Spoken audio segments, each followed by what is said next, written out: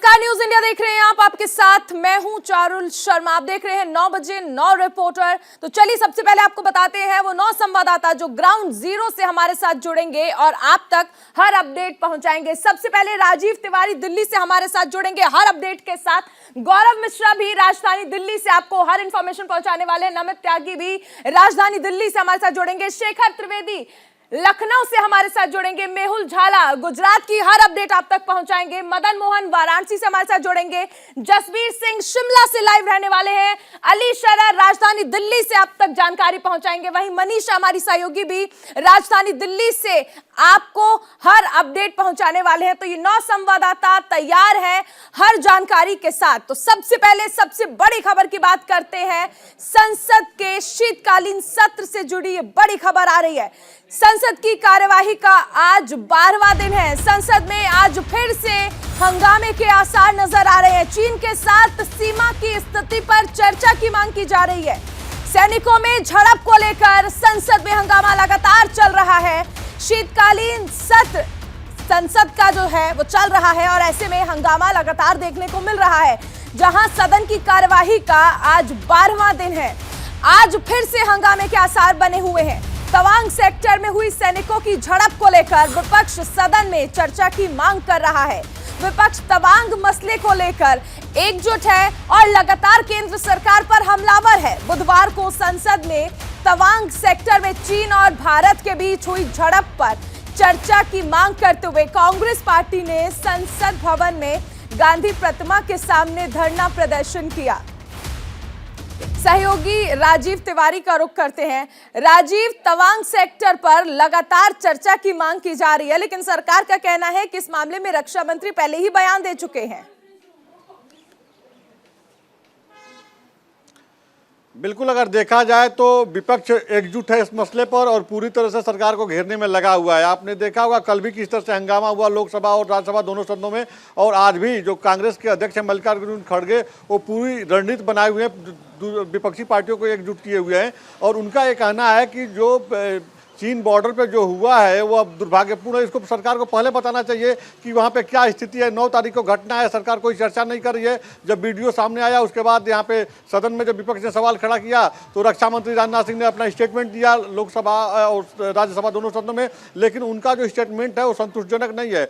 देश की जनता जवाब चाहती है कि आखिर सरकार इस बात को क्यों छुपाई, क्योंकि वहाँ पर लगातार काफ़ी समय से एक्टिविटी चाइना के सैनिकों का चल रहा था। तो विपक्ष पूरे मसले को बड़ा बना दिया है और इसको जो है जनता से जोड़ दिया है कि क्योंकि जनता, विपक्ष का कहना है ये है कि जनता जवाब चाहती है, विपक्ष जवाब क्यों नहीं चाहता है, जनता को बताए सरकार की आखिर जो है। से ही विपक्ष इस पर मांग कर रहा है चर्चा की।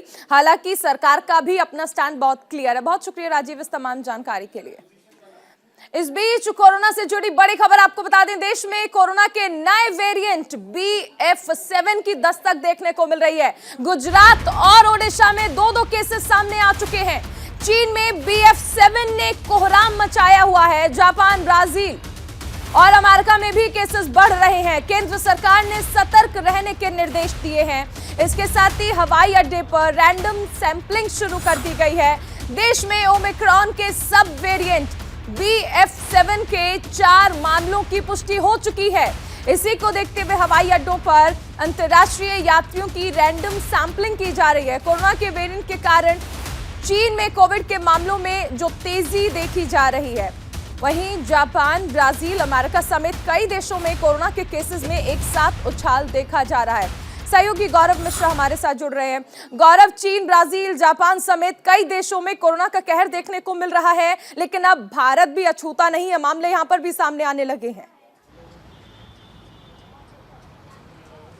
और बिल्कुल देखिए, सबसे बड़ी बात यह है कि जिस तरीके से चीन में हाहाकार मचा हुआ है, भारत उससे बहुत बड़ी सीख ले रहा है। और ये सीख भारत इसलिए भी ले रहा है क्योंकि कल जिस तरीके से स्वास्थ्य मंत्री ने भी एक बैठक लिया, बैठक के बाद तमाम निर्णय लिए गए। इसके अलावा राज्यों को भी ये कहा गया है कि वो अपने यहाँ पर बाहर से आने वाले, खास करके जो विदेश से यात्रा करके यात्री आ रहे हैं, उनकी स्क्रीनिंग कराना शुरू कर दे। खास करके जो उनको ट्रैक करना, उनको चेक करना, फिर उनको क्वारंटाइन करना, इस प्रक्रिया पर भारत अब काम करेगा। हालांकि अगर हम बात करें, सबसे बड़ा हमारा सूबा उत्तर प्रदेश है, उत्तर प्रदेश में भी इसकी शुरुआत जो है वो हो चुकी है। हालांकि दिल्ली एयरपोर्ट की मैं बात करूं तो जो आधिकारिक सूत्र बता रहे हैं, दिल्ली एयरपोर्ट पर भी इस चीज को लेकर के जो सजगता है वो बहुत कड़ी कर दी गई है। और इसके अलावा आने वाले दिनों में जो मास्क है पूरी तरीके से अनिवार्य करने की जो सूचना है वो भी बहुत जल्दी, खास करके राष्ट्रीय राजधानी। जरूरी ये है कि आम जनता भी ध्यान दे और कोविड गाइडलाइंस का पालन करे। बहुत शुक्रिया इस तमाम जानकारी के लिए। इस बीच देश में कोरोना वायरस के नए वेरिएंट BF7 की एंट्री हो चुकी है। बड़ी खबर आपको बताई जा रही है। दिल्ली सरकार ने इमरजेंसी बैठक बुलाई है। सीएम केजरीवाल ने आपात बैठक बुलाई है। देखिए, देश में कोरोना वायरस के नए वेरिएंट की एंट्री हो चुकी है।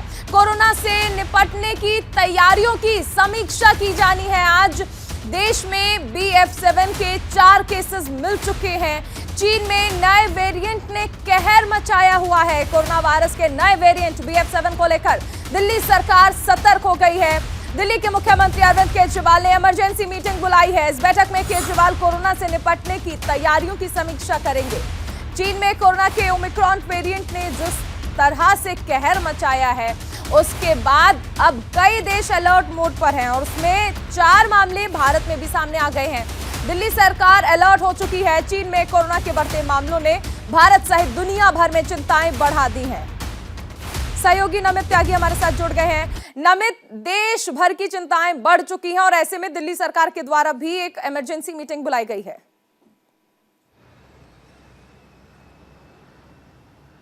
देखिए, बिल्कुल जिस तरीके से चीन के अंदर लगातार कोरोना के ओमिक्रॉन वेरिएंट के नए वेरिएंट से हाहाकार मचा है, उसको लेकर भारत सरकार अलर्ट पर है, तो वहीं दिल्ली सरकार भी अब एक्शन मूड में है। कल केंद्रीय स्वास्थ्य मंत्री ने बैठक की, तो आज दिल्ली के मुख्यमंत्री अरविंद केजरीवाल ने भी एक अहम बैठक बुलाई है। 12 बजे के आसपास से बैठक बुलाई गई है और इस बैठक के अंदर तमाम स्वास्थ्य विभाग के अधिकारी, दिल्ली के डिप्टी सीएम और जो दिल्ली के स्वास्थ्य विभाग फिलहाल जिनके पास है मनीष सिसोदिया, वो भी इस बैठक में शामिल रहेंगे। माना जा रहा है कि इस बैठक के अंदर आने वाले समय के लिए कोरोना से बचाव के लिए कुछ नए कड़े फैसले जो है वो दिल्ली सरकार ले सकती है। हमारे जो सूत्र बता रहे हैं उनके मुताबिक दिल्ली के अंदर मास्क की दोबारा वापसी हो सकती है। हालांकि कोविड के पेशेंट की बात करें तो दिल्ली के अंदर फिलहाल 27 एक्टिव पेशेंट जो है वो कोविड के हैं।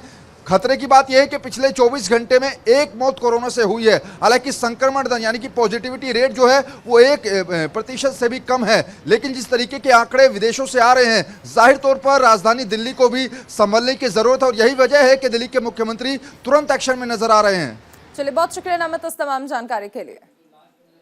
कोरोना को लेकर यूपी भी अलर्ट हो चुका है। बड़ी खबर आपको बताई जा रही है। सीएम योगी आदित्यनाथ ने भी आज बैठक बुलाई है। सुबह 10:30 बजे समीक्षा बैठक करने वाले हैं मुख्यमंत्री योगी आदित्यनाथ। आज शाम को यूपी कैबिनेट की अहम बैठक भी होगी। बड़ी खबर आपको बताई जा रही है। देश में जिस तरह से कोरोना के नए वेरिएंट की एंट्री हुई है, उसके बाद तमाम राज्य अलर्ट मोड पर आ चुके हैं। स्वास्थ्य विभाग की ओर से भी कल एक अहम मीटिंग की गई थी और ऐसे में तमाम राज्यों को एडवाइजरी भी जारी की गई थी। जीनोम सीक्वेंसिंग पर जोर देने के लिए कहा गया था। शेखर हमारे साथ जुड़ रहे हैं। शेखर, देखिए, राजधानी दिल्ली में बैठक बुलाई गई है और इसके साथ ही अगर देश के सबसे बड़े सूबे की बात कर ले तो यहां पर भी मुख्यमंत्री योगी आदित्यनाथ ने बैठक बुलाई है कोरोना को लेकर। बिल्कुल 10:30 बजे अभी बैठक होने जा रही है और जो तमाम अधिकारी हैं, मेरी उनसे सुबह से बात हो रही है, वो लगातार होमवर्क कर रहे हैं। इसमें 2-3 चीज़ों को मुख्यमंत्री जो समीक्षा बैठक करने वाले हैं उसमें देखा जाएगा। एक तो ये कि जो पुरानी कोविड की तैयारियां थीं उसमें किस स्तर पर हम अभी खड़े हैं, यानी जो अस्पताल हैं, जो वैक्सीन है, जो जांच की प्रक्रिया है, जो हमारा स्टाफ है, वो कितना अभी तैयार हो पाया है या कितना तैयार है। देखिए, ख़त्म कभी हुआ नहीं था ये, और लगातार जो इमरजेंसी सेवाएं थी वो इस दिशा में चल भी रही थीं। बीच में आपने देखा होगा कि लगातार हार्ट अटैक से जब लोगों की डेथ हो रही थी तो मुख्यमंत्री ने एक जगह पे चिंता भी जताई थी कि इसके ऊपर रिसर्च होनी चाहिए, जरा पता कीजिए कि ये ऐसा क्यों हो रहा है। नौजवान एकदम से हार्ट अटैक पड़ता है और दुनिया से चले जाते हैं।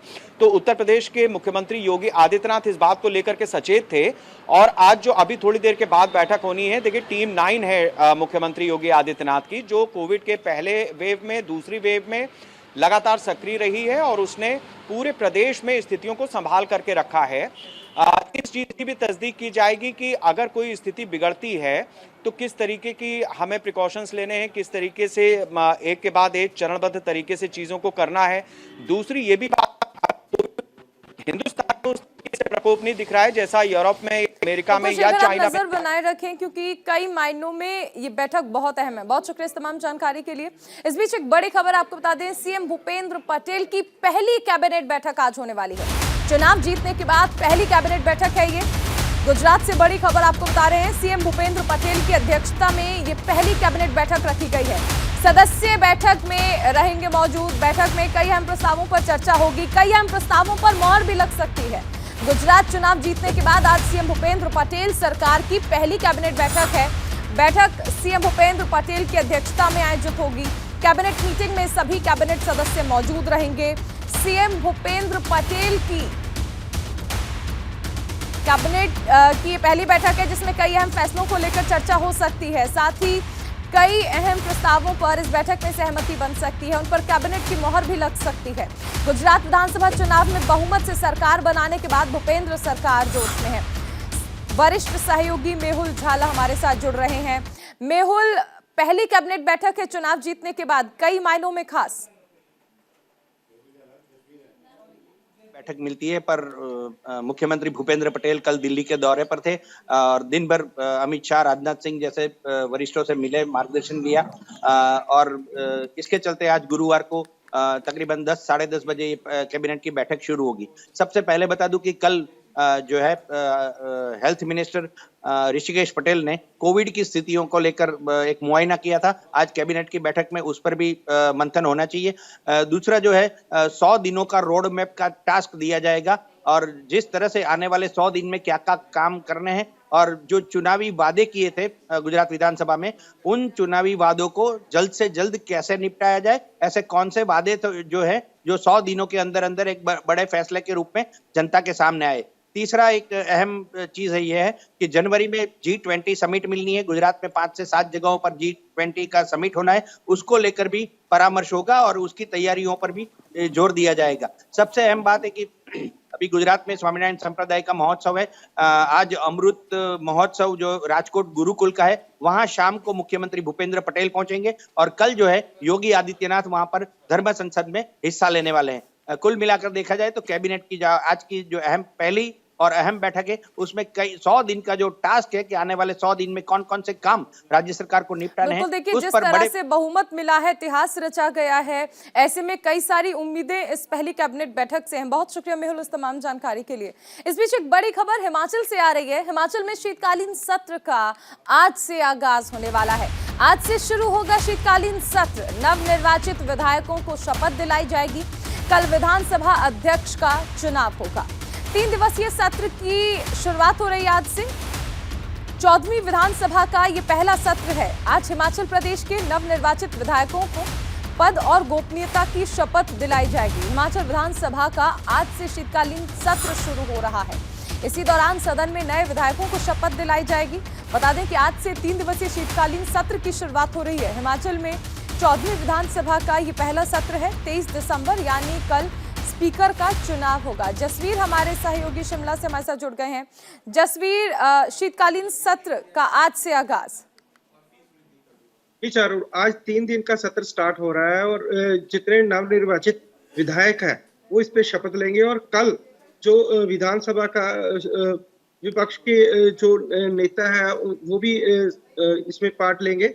अगर बात करें तो जो सीएम अभी हिमाचल के है वो अभी क्वारंटाइन है, उनको कोरोना बताया जा रहा है, तो बाकी की जो शपथ है वो राज्यपाल दिलाएंगे कल। जी चलिए, बहुत शुक्रिया इस तमाम जानकारी के लिए जसवीर।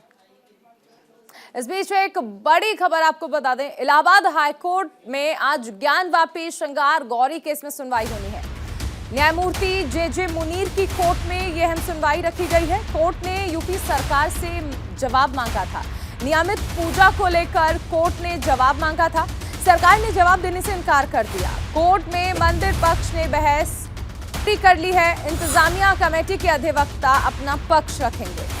आज फिर ज्ञानवापी श्रृंगार गौरी केस में इलाहाबाद हाईकोर्ट में सुनवाई होनी है। इलाहाबाद हाईकोर्ट में ज्ञानवापी स्थित श्रृंगार गौरी की नियमित पूजा के मामले में बुधवार को सुनवाई हुई। कोर्ट ने मामले में यूपी सरकार से भी जवाब मांगा था। कोर्ट ने यूपी सरकार से नियमित पूजा के मामले में जवाब मांगा और इस पर यूपी सरकार की ओर से कुछ भी कहने से इनकार कर दिया गया। कोर्ट ने मामले की सुनवाई 1 दिन के लिए टालते हुए आज की तारीख तय की थी। यह आदेश न्यायमूर्ति जे मुनीर ने अंजुमन इंतजामिया कमेटी की ओर से दाखिल याचिका पर सुनवाई करते हुए दिया था। इससे पहले मंदिर पक्ष की ओर से अधिवक्ता विष्णु शंकर जैन और हरिशंकर जैन ने बहस पूरी की। सहयोगी मदन मोहन हमारे साथ जुड़ रहे हैं। मदन, आज फिर से सुनवाई होनी है। जी चारों, बिल्कुल एक बताना चाहूंगा कि श्रृंगार गौरी मामले को लेकर के हाईकोर्ट में लगातार सुनवाई चल रही है। न्यायमूर्ति जे मुनीर की अदालत में जो है अंजुमन इंतजामिया की ओर से याचिका डाली गई थी, जिस पर जो है सुनवाई चल रही है। कल के जो है हिंदू पक्षकार के अधिवक्ता हरिशंकर जैन ने और विष्णु जैन ने अपना पक्ष रखा और आज जो है अंजुमन इंतजामिया जो है अपना पक्ष रखेगा। इसको लेकर के न्यायालय भी सख्त हुआ है और उत्तर प्रदेश सरकार से जो है ये जवाब मांगा कि क्या श्रृंगार गौरी की नियमित पूजा होनी चाहिए या नहीं होनी चाहिए। तो इस पर जो है कहा जाए तो सरकार की ओर से अभी कुछ भी करने से इनकार कर दिया गया है और आज जो है फिर से जो है एक बार अहम सुनवाई होगी।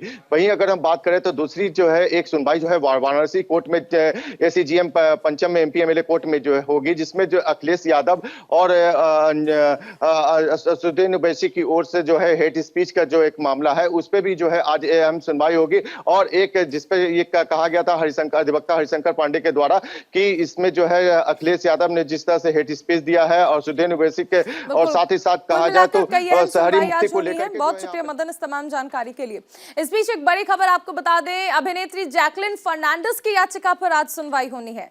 दिल्ली की एक अदालत में ये अहम सुनवाई होनी है। दरअसल जैकलिन फर्नांडिस ने विदेश यात्रा की याचिका लगाई थी। 23 दिसंबर से बहरीन यात्रा की अनुमति मांगी गई है।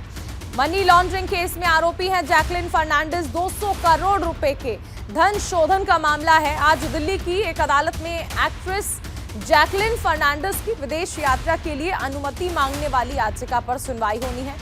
विशेष न्यायाधीश शैलेंद्र मलिक ने ईडी को नोटिस जारी किया है और अभिनेत्री की अर्जी पर जवाब दाखिल करने का निर्देश दिया है। जैकलिन ने अर्जी में 23 दिसंबर से बहरीन की यात्रा करने की अनुमति देने का अनुरोध किया था। जैकलिन को मनी लॉन्ड्रिंग मामले में ईडी ने जांच के संबंध में कई बार अभिनेत्री को पूछताछ के लिए बुलाया है। हमारे साथ सहयोगी अली शरर जुड़ रहे हैं।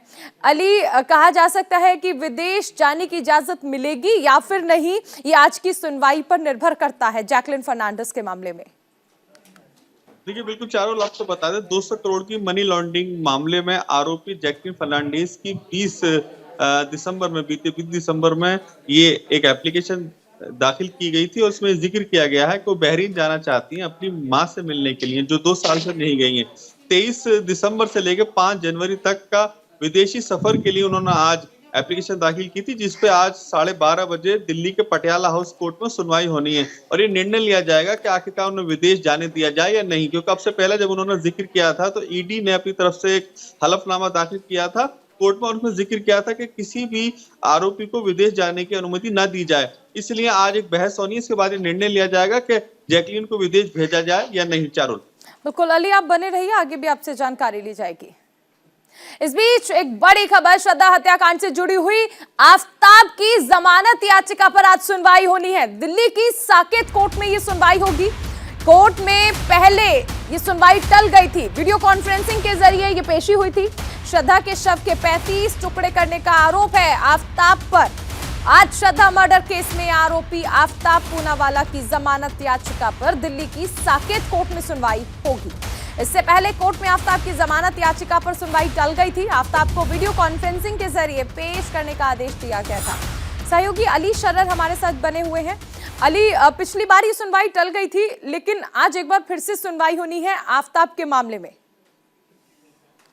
देखिए, बिल्कुल चारों आपको बता दें, दिल्ली के सबसे चर्चित हत्याकांड श्रद्धा हत्याकांड के आरोपी आफताब अमीन पूनेवाला की जमानत याचिका पे आज सुनवाई होनी है, क्योंकि अब से पहले उसने जमानत याचिका लगाई थी और उसमें जिक्र किया था कि उसे जमानत दे दी जाए उसके अधिवक्ता ने। तो आज ये निर्णय लिया जाएगा कि उसकी जमानत याचिका पे क्या सुनवाई की जाए, क्योंकि इस देश का सबसे चर्चित मामला है और अभी तक श्रद्धा का न सर बरामद हुआ है न मोबाइल बरामद हुआ है। तो इसकी तमाम पहलुओं को लेकर के आज दिल्ली पुलिस भी अपनी तरफ से एक जवाब दाखिल करेगी कोर्ट में और ये जिक्र करेगी कि अभी तक किसी भी तरह का कोई जो ठोस सबूत हाथ नहीं आया। हालांकि डीएनए टेस्ट से पुष्टि हो गई है कि जो हड्डियां मिली थी वो श्रद्धा की है, लेकिन अभी तमाम सारे पहलुओं को लेकर आज फिर कोर्ट में बिल्कुल, बहस होनी है चारों। बिल्कुल। अली, आप नजर बनाए रखें, आज की ये जो सुनवाई है बेहद अहम है। फिलहाल इस जानकारी के लिए बहुत शुक्रिया। और इसी के साथ इस बुलेटिन में फिलहाल इतना ही। आप बने रहिए न्यूज़ इंडिया के साथ।